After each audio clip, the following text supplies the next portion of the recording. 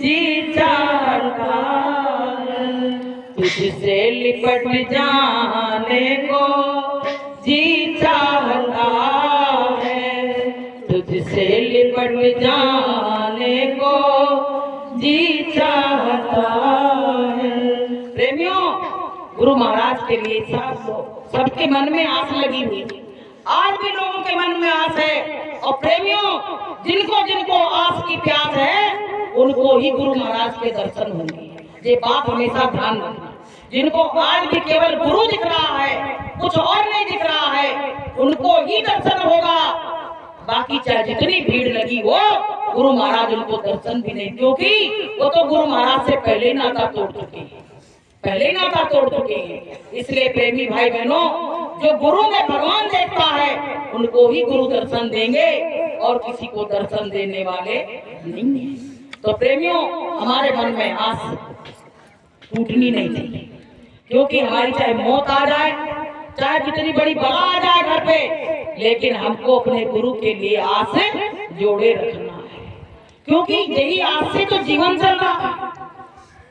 संसार तो मिटता जा रहा है, खिसकता जा रहा है।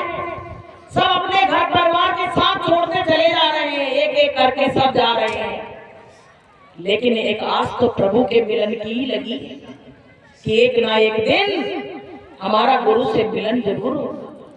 कि सांस देना प्रभु इतनी तो कम से कम, सांस देना प्रभु इतनी तो कम से कम, तुमसे मिलने से पहले न निकले ये दम, तुमसे मिलने से पहले न निकले ये दम।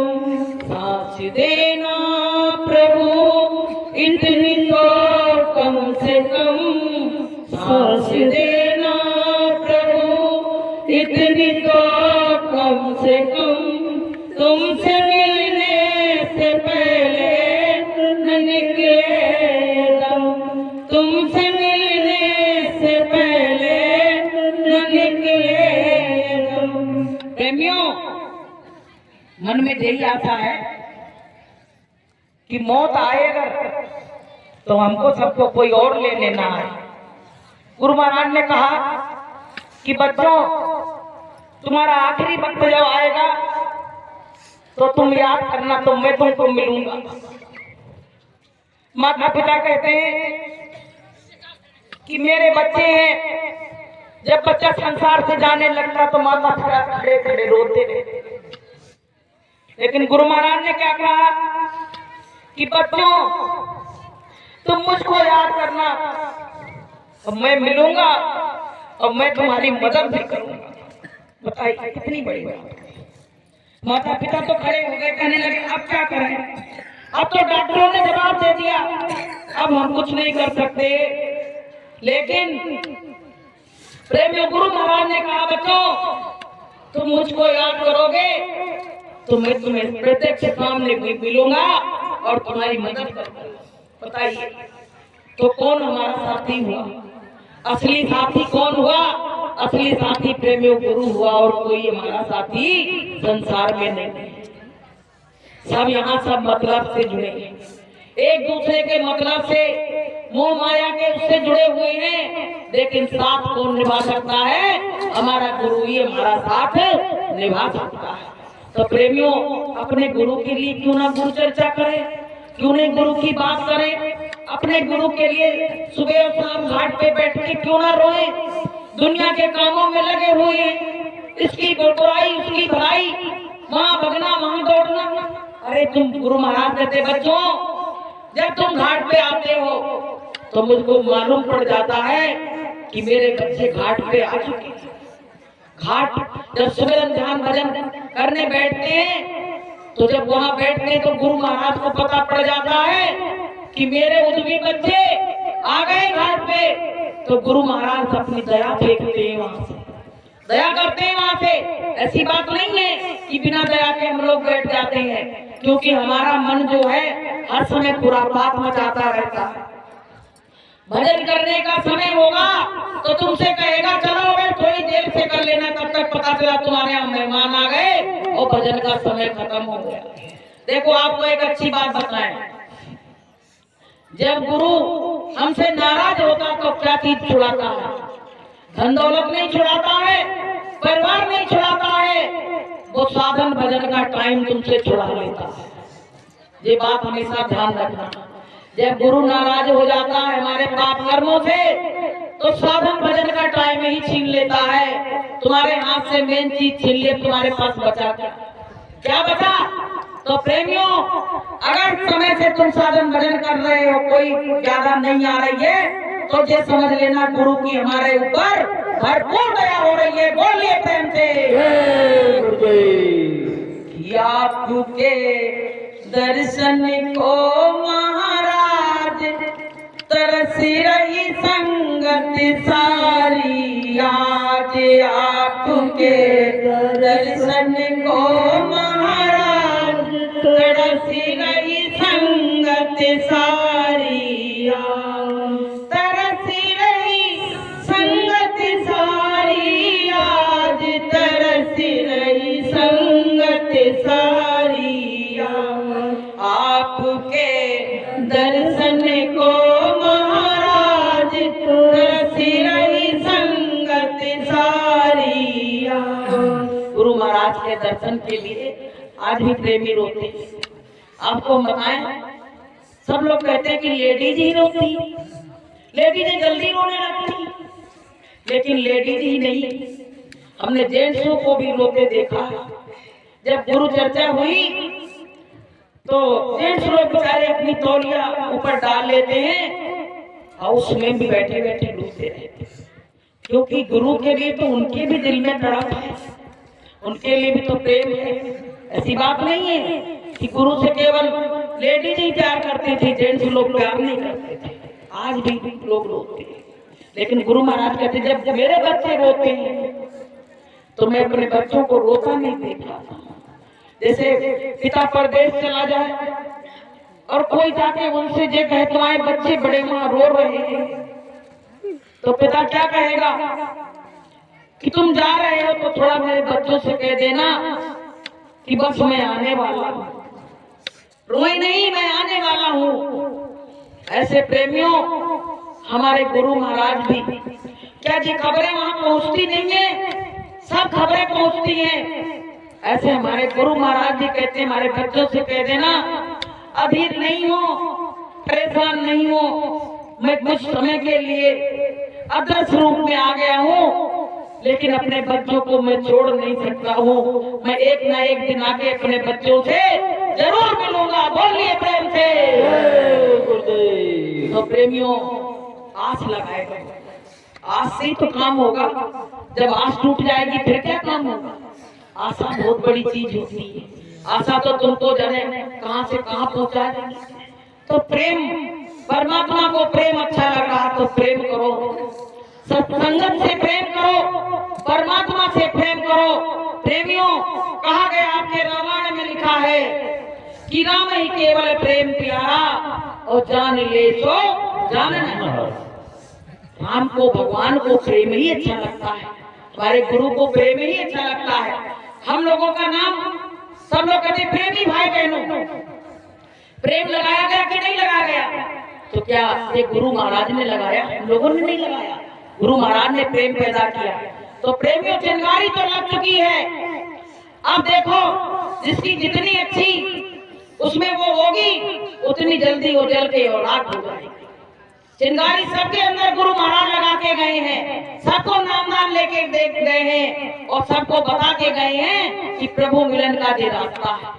प्रेमियों, वो आग लग चुकी है, लेकिन जो जितनी मेहनत करेगा उतनी जल्दी वो जल जाएगी। लगी तो है चिंगारी, लेकिन वो अभी जल नहीं रही, सुलग रही है धीरे धीरे। तो प्रेमियों, हमको तुमको मानव जीवन जो मिला है, मानव बन के रहो, थानो बन के नहीं।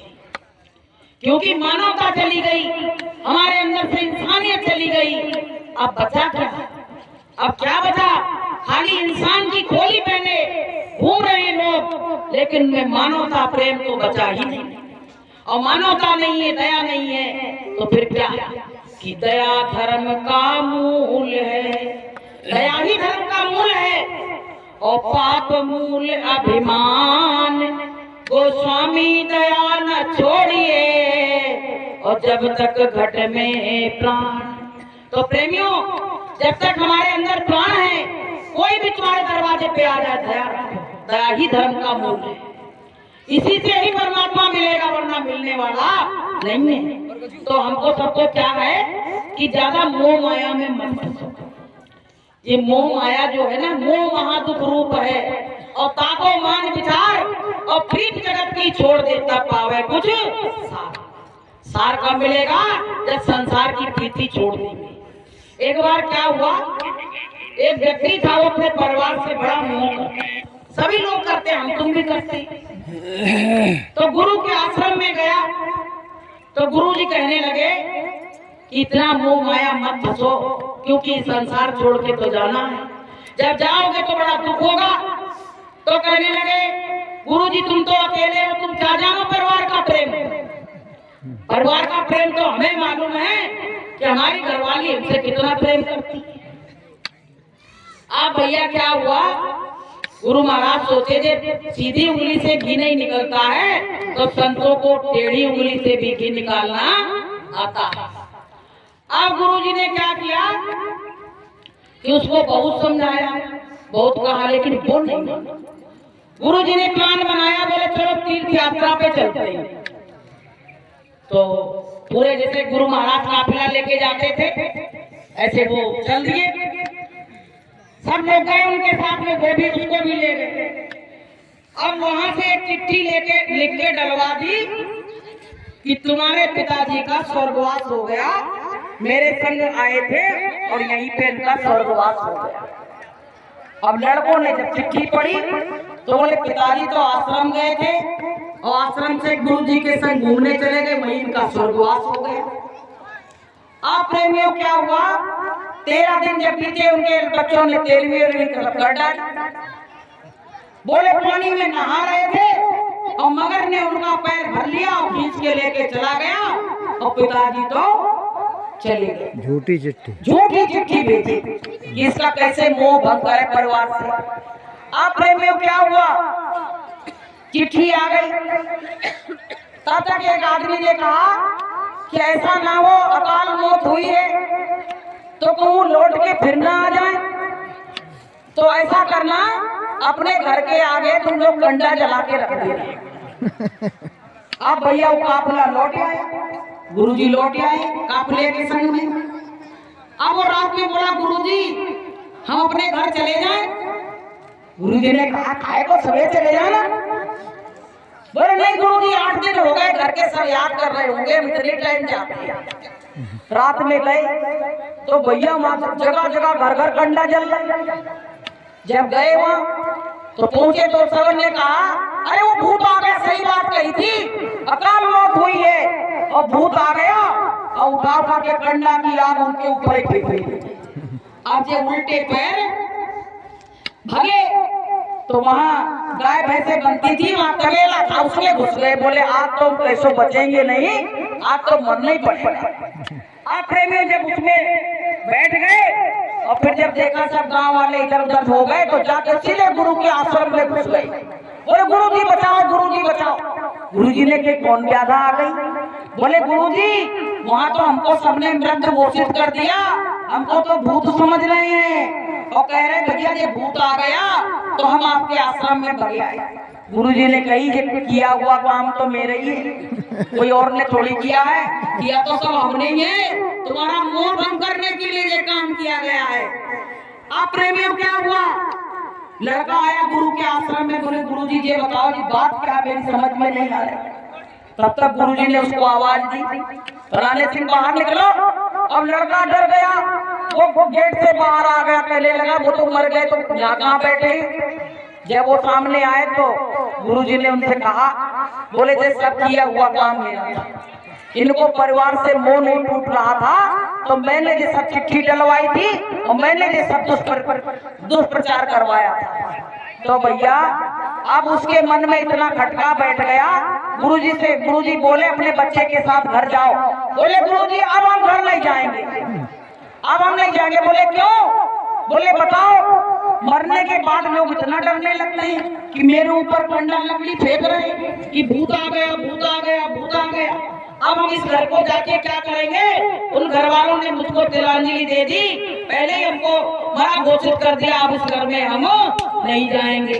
तो प्रेमियों, संसार में कैसे नाता है कि जगत में जीते जी का नाता, जगत में जीते जी का नाता। तन बिछड़े मन चार होते हैं, तन बिछड़े मन चार होते हैं, को काहू संग जाता, जगत में जीते जी का नाता। भैया ये जीते जी का नाता। अभी हम लोग बैठे हैं और मर जाए ना तो पता है रास्ते में कहेंगे भैया हमें अकेले मत छोड़ना, नहीं तो पता नहीं दूत बन गए तो हमें पकड़ के ले जाएंगे, हम ये मरे सो मरे, हमें मारेंगे। कि जा दिन मन पंछी उड़ी गई है, जा दिन मन पंछी उड़ी गई, बादन तेरे तन तरवर के सब ही बात झरी गई है, जा दिन मन पंछी उड़ी गई। घर के कहे सवेरे काढ़ो, घर के कहे सवेरे काढ़ो, नहीं तो भूत बन गई है, जा दिन मन पंछी उड़ी गई। जिस दिन जीवात्मा इस शरीर से निकलेगी, पंछी कौन है? इसमें जीवात्मा बैठी हुई है, और जिस दिन वो उड़ गई और उसी दिन जिसको भैया सब डेड बॉडी कहने लगेंगे, कहेंगे कहाँ जा रहे हैं? अरे मिट्टी में जा रहे हैं। अब मिट्टी का खिलौना मिट्टी में मिल जाएगा, और मान मेरा कहना नहीं तो पछताएगा। संत ने कहा है कि मिट्टी की काया मिट्टी में मिल जाएगी, और मेरा कहना मान लो नहीं तो पछताओगे। तो प्रेमियों, जब ये मिट्टी की काया है मिट्टी में मिलनी है, तो हम काहे के लिए इतना सब फितूर इकट्ठा करें? आपको हम बताएं, जिस दिन जलाने जाते हैं उस दिन नीम की पत्ती तोड़ के लाते हैं और खा के थूक देते हैं, और क्या कहते हैं? आज के बाद हमारा तुम्हारा रिश्ता कड़वाहट में बदल गया। और सरसों डाल देते हैं कि ना तो सरसों बीन पाएगा और ना हमारे घर तक लौट के आ पाएगा। बताइए, ऐसे नाते हैं। गुरु महाराज कहते हैं कि रिश्ते झूठे, नाते झूठे, झूठे से तू प्यार करे, मतलब के सब संगी साथी जिनका तू एतबार करे, साथ न देंगे तेरा तुमको चिंता बारंबार करे। कहते सारे रिश्ते झूठे, नाते झूठे हैं, हम लोग दिन रात झूठों से प्यार करते हैं, और जो सत्य है उसको भूले पड़े हैं। सत्य कब याद दिलाया जाता है? जब ठठरी के ऊपर चल देते हैं, तब कहते हैं राम नाम सत्य है, और सत्य बोलो तब मुक्त है। बताइए, पहले नहीं सिखाया कि सत्य बोलो तो मुक्ति हो जाएगी, लेकिन मरने के बाद मुर्दा से कह रहा क्या वो सुनना?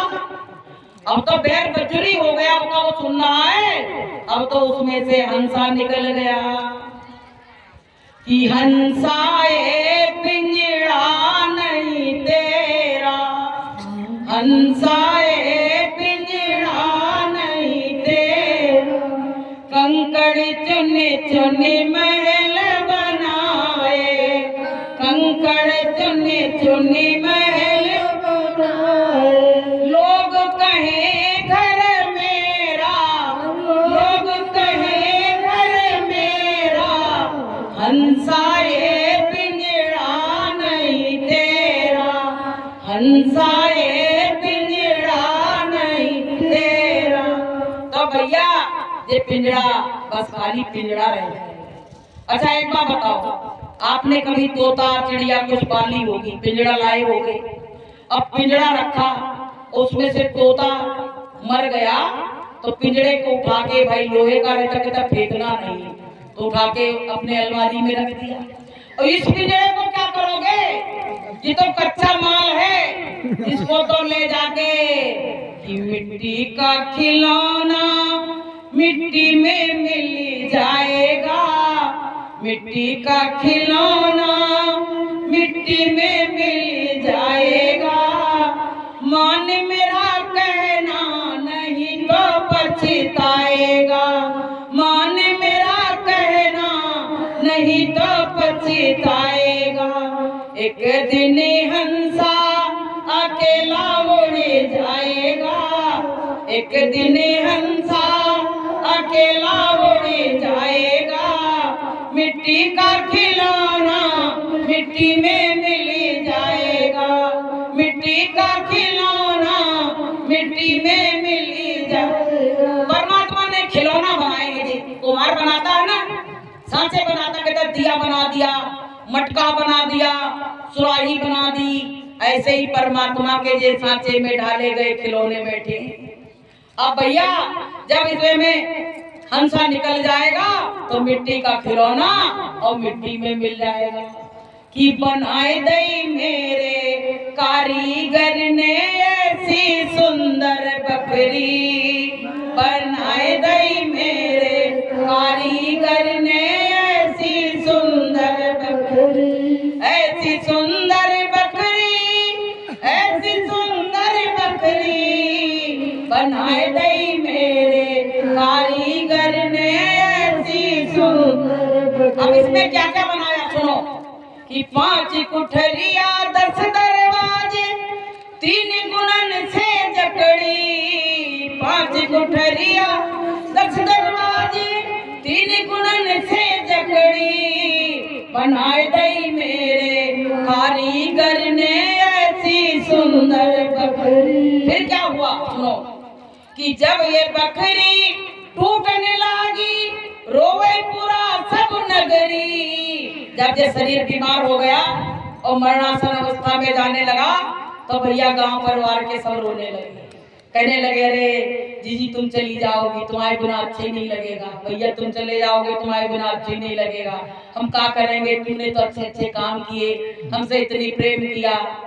कि जब ये बकरी टूटने लगी रोए पूरा सब नगरी, बनाए दई मेरे कारीगर ने ऐसी सुंदर बकरी, बनाए दई मेरे कारीगर ने ऐसी सुंदर बकरी। कहते कबीर सुनो भाई साधो छोड़ो माया मकड़ी, कहते कबीर सुनो भाई साधु छोड़ो माया मकड़ी, बनाए दई मेरे कारीगर ने ऐसी सुंदर बकरी। ये बकरी क्या है, गांव में कहते हैं बकरी, मकान वकान को। जिस शरीर परमात्मा ने बनाया ऐसा सुंदर, 5 कुठरिया 10 दरवाजे और 3 गुणन से जकड़ी, रजोगुण तमोगुण सतोगुण उनसे जकड़ी हुई है। अब बताइए प्रेमियों, इसमें सब कुछ बनाया और इसी बकरी का हम निरादर कर रहे हैं। जब ये चली जाएगी ना तो ये पुरा वाले गांव वाले रोके रह जाएंगे, लेकिन इसने अगर अच्छा काम नहीं किया तो तुम्हारा हमारा जीवन पाना बेकार हो गया। ये परमात्मा ने बनाया है मंदिर, ये मंदिरों को तो कारीगरों ने बनाया, और इस मंदिर को किसने बनाया, परमात्मा ने। परमात्मा चाहता तो एक दिन में इस मंदिर को बना देता, लेकिन उसने 9 महीने में। बताइए, जो समर्थ है उसने भी इसको 9 महीने में बनाया। 9 महीने में धीरे धीरे इसको बनाया और 9 महीने के बाद बच्चा बाहर आया। और जब बच्चा बाहर आया तो सबके घर के लोग भैया कहने लगे हमारा तो भतीजा आ गया, हमारा लड़का आ गया, वो आ गया, फलाने रिश्ते नाते जुड़ गए, रिश्ते नाते जुड़ गए। और जिसने किया उसका नाम ही नहीं, उसका तो कोई नाम ही नहीं ले रहा, करे फलाने का लड़का है, अरे फलाने का लड़का कहाँ से है, जे कहो कि परमात्मा का बच्चा है, ये किसी और का बच्चा नहीं है, क्योंकि परमात्मा ने ही इसको संसार में आने का अवसर दिया है माता पिता के माध्यम से। तो प्रेमियों, हमको सबको क्या है, ज्ञान और विवेक कहाँ होता है, जब सत्संग में जाते हैं तो ज्ञान और विवेक आता है। जैसे कहा है कि सत्संग जल जो कोई पावे और मैला ही सब कट कट जावे। जब सत्संग का जल पड़ता है, जैसे खेत में जब फसल बोते कहते इसमें पानी कितने लगाओगे, कहते 4 पानी लगा